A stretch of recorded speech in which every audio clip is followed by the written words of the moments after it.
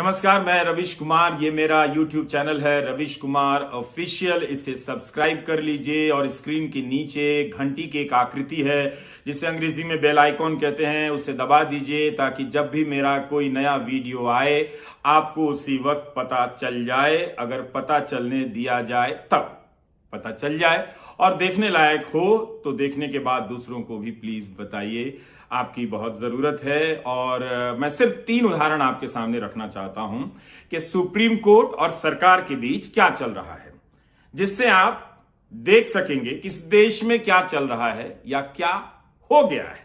कहीं ऐसा ना हो कि बहुत देर हो जाए। देर तो हो चुकी है वैसे, लेकिन तब भी अगर आप देर से भी चीजों को देख लें तो बहुत कुछ बच जाता है, चीजें संभल जाती हैं। 3 उदाहरण देने की बात मैंने कही। पहला उदाहरण है नोटबंदी का। 8 नवंबर 2016 को भारत में नोटबंदी लागू की जाती है। किसी को पता ही नहीं था कि ऐसा बड़ा फैसला आ रहा है। कितने लोगों की जमा पूंजी, जिनकी मेहनत की कमाई थी, वो भी उड़ गई, वो भी मिट्टी में मिल गई। मामले को चुनौती दी जाती है सुप्रीम कोर्ट में। संविधान पीठ का गठन होता है। संविधान पीठ का कहना, निर्देश आता है सरकार को और भारतीय रिजर्व बैंक को कि 8 नवंबर के एक दिन पहले दोनों संस्थाओं के बीच जो पत्राचार हो रहे हैं, क्या किसकी तरफ से हां कहा गया, किसकी तरफ से ना कहा गया, इसकी पूरी फाइल हलफनामे की शक्ल में बनाकर पेश की जाए।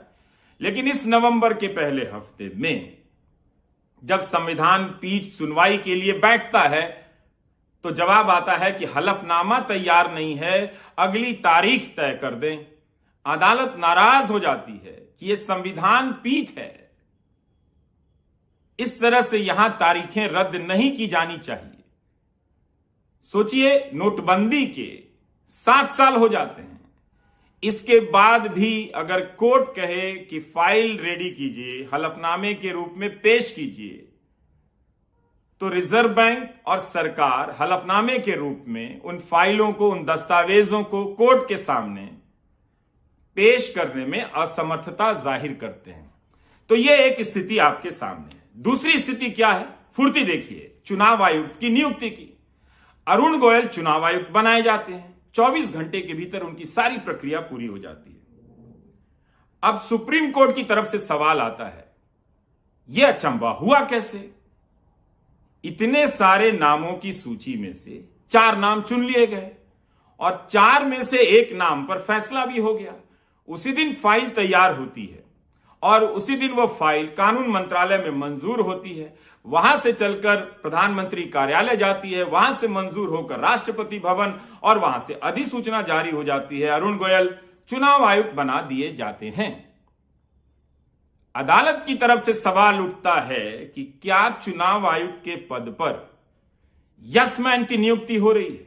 इतनी तेज गति से, बिजली की गति से नियुक्ति कैसे हो जा रही है? वो क्या प्रक्रिया है? कैसे जान लिया जा रहा है कि इतने कम समय में कैसे पता चल जाता है कि यह व्यक्ति निष्पक्ष है, स्वतंत्र है, निडर है? चुनाव आयुक्त के पद पर ऐसा व्यक्ति होना चाहिए जो प्रधानमंत्री की भी जांच कर सके। और इसका एक संदर्भ यह भी है कि 2019 के लोकसभा चुनाव में एक ऑब्जर्वर ने जब प्रधानमंत्री के हेलीकॉप्टर की जांच कर दी तो उन्हें निलंबित कर दिया गया। बाद में केंद्रीय प्रशासनिक पंचायत कैट ने उनके निलंबन को गलत बताया। तो इस तरह की कार्रवाई हो रही है। चुनाव आयोग के भीतर 2019 के चुनाव में प्रधानमंत्री के खिलाफ आचार संहिता के उल्लंघन के 5 मामले आते हैं। 5 में उन्हें क्लीन चिट दी जाती है और 5 में एक व्यक्ति, अशोक लवासा जो चुनाव आयुक्त हैं, असहमति दर्ज कराते हैं। मतलब वो मानते हैं कि प्रधानमंत्री की तरफ से चूक होती है। तो इस तरह से क्या हम चुनाव आयोग जैसी संस्था की स्वायत्तता गंवाते जा रहे हैं? कोर्ट की टिप्पणियों से क्या हमें मौका नहीं मिल रहा है कि एक बार हम इस संस्था को सतर्कता की निगाह से देखें? जिस तरह की टिप्पणियां अदालत की तरफ से आई हैं अरुण गोयल की नियुक्ति की प्रक्रिया को लेकर, वो कोई सामान्य बात नहीं है। मगर आप इसे नजरअंदाज कैसे कर सकते हैं? इन बातों पर आपका ध्यान ना जाए इसीलिए देश में दिन रात किसी ना किसी बहाने हिंदू बनाम मुस्लिम का मुद्दा उठाया जाता रहता है। हर दिन आप देखेंगे कि निरंतर इसकी कोई कमी नहीं है, हर समय सप्लाई पूरी हो जाती है इस पूरे मामले की। अब जो तीसरा मामला है वो जजों की नियुक्ति का मामला है। कोर्ट ने आज जो कहा वो बहुत बेहद गंभीर बात है। कोर्ट ने अटॉर्नी जनरल और सॉलिसिटर जनरल से कहा कि सरकार को बता दीजिए कि देश के कानून का पालन करना पड़ता है। अगर अदालत को यह कहने की जरूरत पड़ जाए कि सरकार को बता दीजिए कि देश के कानून का पालन करना पड़ता है, इसका मतलब है कि देश में कानून का पालन नहीं हो रहा है। जो बेहद गंभीर मामले हैं, जहां बड़े फैसले हो रहे हैं, उन मामलों में सरकार की तरफ से जो पारदर्शिता है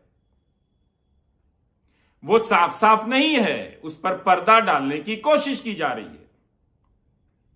कानून मंत्री इन दिनों जजों की नियुक्ति की प्रक्रिया को लेकर सवाल उठा रहे हैं। यह मामला बहुत दिनों से चला आ रहा है, इस पर बहुत सारे लेख लिखे जा चुके हैं, बहस हो चुकी है, लेकिन इसकी आड़ में जो हो रहा है उसे देखने की कोशिश कीजिए।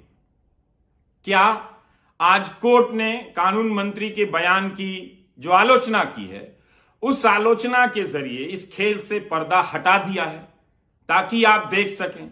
अगर आप नोटबंदी के समय इस हकीकत को नहीं देख सके, अगर आप चुनाव आयुक्त की नियुक्ति के समय इस हकीकत को नहीं देख सके, तो कम से कम जजों की नियुक्ति के मामले में इस हकीकत को आप देख लीजिए। मामला क्या है? सामान्य प्रक्रिया है जो हम और आप जानते हैं कि सुप्रीम कोर्ट जजों की नियुक्ति के लिए कुछ नामों की सिफारिश करता है।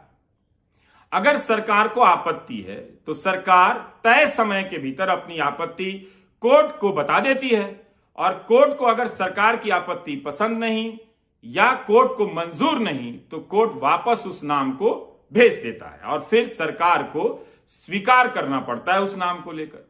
लेकिन आज कोर्ट ने क्या कहा? आज कोर्ट ने कहा कि डेढ़ साल से अधिकांश नाम लंबित हैं, जबकि एक तय समय के भीतर सरकार को यह बात बता देनी पड़ती है, मंजूरी दे देनी पड़ती है, पृष्ठभूमि वगैरह की जांच की मंजूरी दे देनी पड़ती है। लेकिन जो देरी हो रही है उससे कोर्ट आज नाराज हो गया। कोर्ट ने कहा कि ऐसा क्यों हो रहा है, हमें समझ नहीं आ रहा है। अगर जजों की नियुक्ति समय पर नहीं होगी तो पहली बड़ी जो समस्या है वो सीनियरिटी को लेकर है।